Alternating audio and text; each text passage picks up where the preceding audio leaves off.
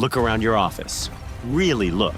Those people typing furiously, the junior coder with 3 monitors, the accountant with the green visor, the paralegal carrying a stack of papers taller than their coffee cup. They don't know it yet, but their desks are already listed on a spreadsheet somewhere. A spreadsheet read by no human. Here is the truth they won't tell you in the company town hall. The white-collar recession isn't coming. It started 6 months ago. And the layoffs you see on the news? That's not the economy. That's math. We are moving from paying humans for their time to paying servers for their output. And servers don't ask for raises. They don't take lunch breaks. And they definitely don't cry when they get replaced. Today, we count down the 8 jobs AI will swallow whole by 2027. If you see your title on this list, you have roughly 18 months to run. Let's start with the one that hurts the most. Number 8, the coder. Sounds crazy, right? The people who build the future are the first to be fired? Here is what happened. For 20 years, coding was a superpower. You learned Python, you got a job. Simple. Then AI learned to code better. Not just copy-paste from Stack Overflow, actually architect solutions. Pass Google's L3 interview. Write an entire payment system while you sleep. So now companies don't need 10 junior developers typing furiously. They need one senior dev telling an AI what to build, then checking if the AI broke anything. The pull request is dead. The code review is a formality. If your only value is writing loops and fixing typos, you are not a developer anymore. You are a typist with a fancy title. And typists? We know what happened to them in the 80s. Number 7, accountants. You think numbers are safe? Think again. Spreadsheets were invented to organize chaos. But here is the thing. AI doesn't need rows and columns. It reads 10,000 receipts in 3 seconds. It flags anomalies you wouldn't spot in a month of Sundays. The job of an accountant used to be enter numbers, check math, file report. That is gone.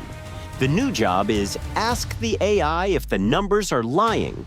But most accountants don't know how to ask the right questions. They just know how to use Excel, and Excel is becoming a dead language. So the firms are keeping one senior accountant to babysit the AI. The other 9, they get a severance package and a handshake. The math isn't hard, it's just brutal. Number 6, paralegals and junior lawyers. Here is the dirty secret of law firms. They make money on the billable hour.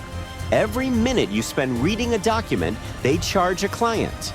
But AI reads 500 pages in 90 seconds and charges nothing. So what happens to the junior associate whose entire job was reading documents for e-discovery? That job just vanishes. Poof! Law firms are already firing juniors and buying subscriptions to Harvey AI. That's the robot that writes legal briefs, the robot that argues motions, the robot that never sleeps and never bills for bathroom breaks. Only the partners survive, only the rainmakers. Everyone else is just overhead, and overhead gets cut first. Number 5, graphic designers. Let me tell you a story. A client needs a logo. They call a designer. Designer says 3 days, $500. Client opens Midjourney, types modern logo, blue and gold, minimalist, gets 50 options in 30 seconds, pays 5 cents. Who wins? Nobody cares about your process. Nobody cares about your artistic journey. They care about the deliverable, and the deliverable arrived instantly.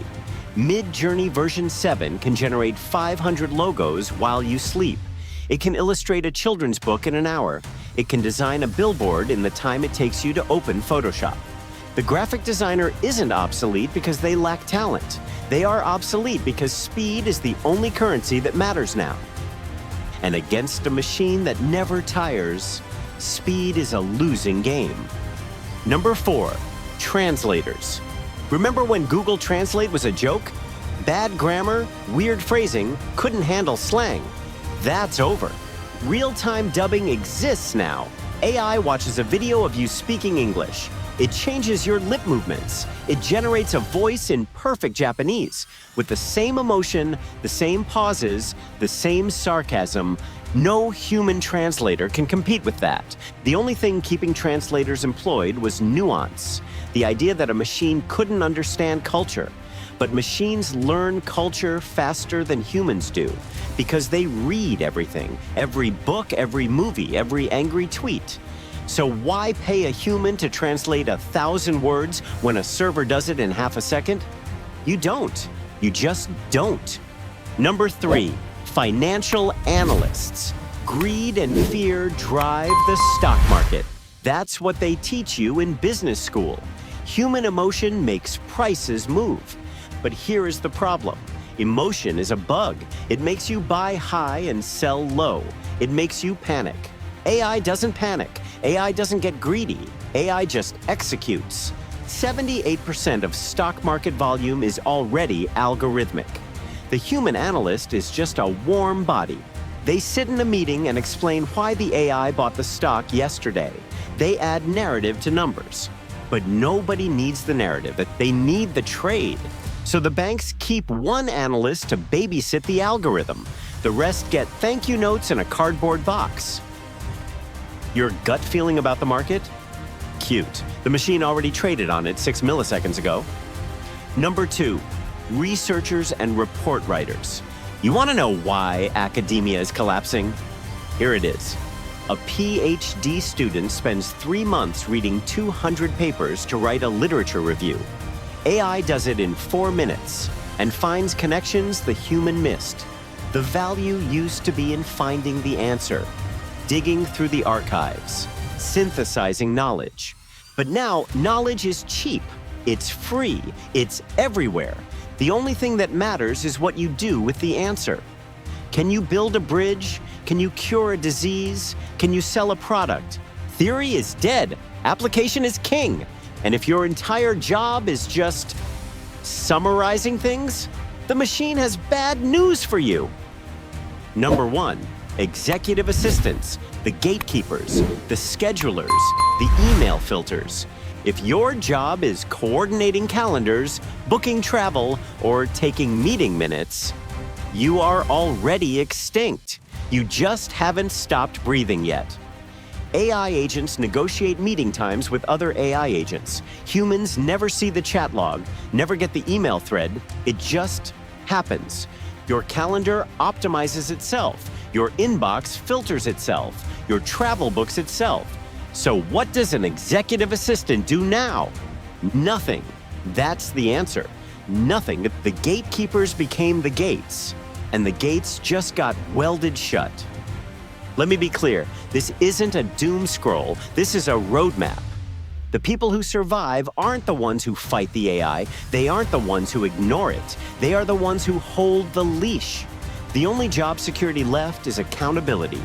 Not skill, not speed, not even talent.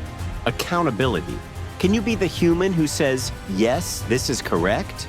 Can you be the human who signs off on the machine's work? Can you be the human who takes the blame when it goes wrong? Because the machine won't go to court. The machine won't apologize to the client. The machine won't take the fall. That's you.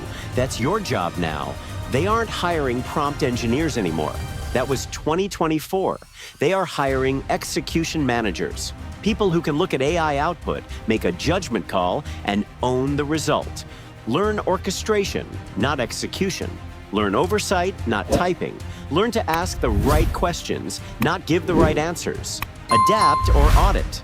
Those are your 2 choices. The suits are dissolving into binary as we speak. The question isn't whether your job is on this list. The question is, what are you doing tomorrow?